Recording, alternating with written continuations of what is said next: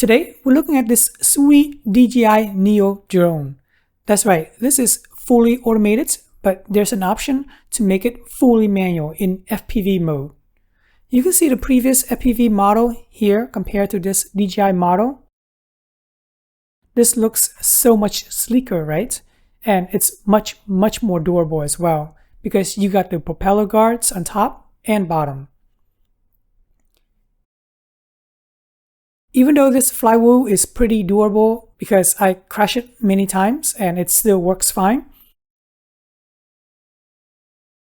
For the Neo, I've seen people ran it into walls and it still works fine. Amazing. With the DJI package, you get about 12 minutes of flight time versus this, which is about 5 or 6 minutes. When you open up the package of the DJI Neo, all you get is 2 spare propellers. The drone, of course, the manual, a screwdriver, and USB-C to USB-C cord. That's it. The Goggle N3 and Motion Controller 3 was bought separately. With this motion controller, flying the Neo feels like you got training wheels on. Anyone can fly it. My young kids have no problem flying the drone on their first flight indoor, and I'm happy to say none of them crash as well. Full FPV manual control is certainly possible if you get the FPV Controller 3. Notice that there is no charger whatsoever. That's because all you have to do is plug any USB-C cable into the backside of the drone and it will start charging up. You know what? I should go back a little bit. Myself, I got the drone plus 3 batteries combo. That's right, this is the package with 3 batteries in total and the charger. Chances are you'll want to fly a lot more than just 12 minutes. The 2 extra batteries will push it up to 36 minutes total flight time. And with this charger, this charging hub, you can certainly charge batteries independently of the drone. Before we can actually pair the Neo to the goggle and to the controller, we need to make sure all of them are on the latest firmware. Otherwise, they will not talk to each other. The simplest way I know is to open up the DJI Assistant program on my Windows PC. You do not need to turn on the Neo. I just connect the drone via USB-C straight to my desktop and it recognized that the Neo is indeed connected. So let's click on it.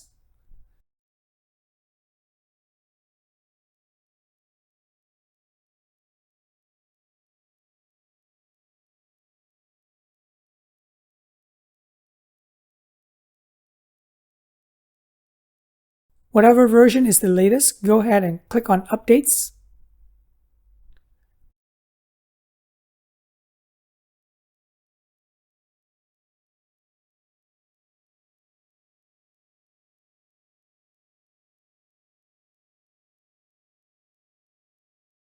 After it's done updating, it automatically powers off. So let's try to power on the Neo again and see what it looks like.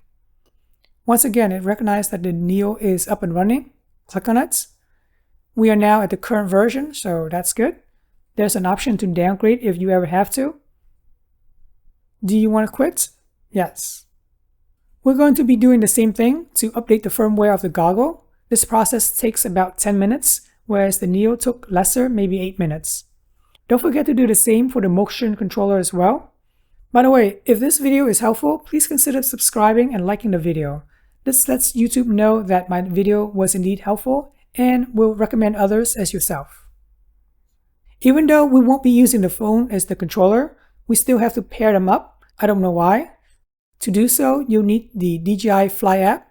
On iPhone or iPad, it is available in the App Store. On Android, you'll have to manually download the APK file and install it that way. I'll have the direct link for you to download. Let's turn on the drone and open up the DJI Fly app. You have to create a DJI account if this is your first time. I'm already signed in. The app auto-detected the drone. Go ahead and click on Connect.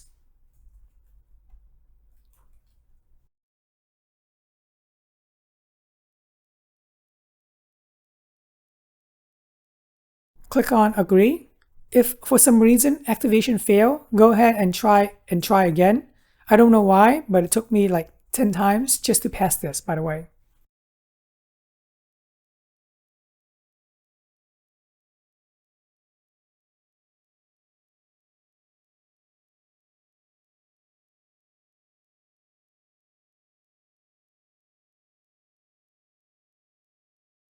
And now you can go fly. Click on Go Fly.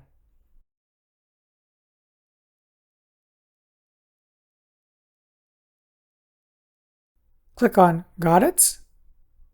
We're actually not going to fly here because I'm indoor right now. You can see that this is what my messy room looks like. After this drone has been activated, go ahead and try to bind it with the Goggle N3. I would think this is the same process if you got the more expensive Goggle 3 that costs almost double.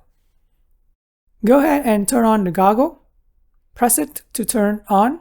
Press and hold until you hear a beep. Now it's on. On the Neo, turning it on is the same process. Press, then press and hold. To get it into binding mode, go ahead and press on the power button for at least 3 seconds. On the top, it will flash the lights going from left to right to let you know that it's in binding mode.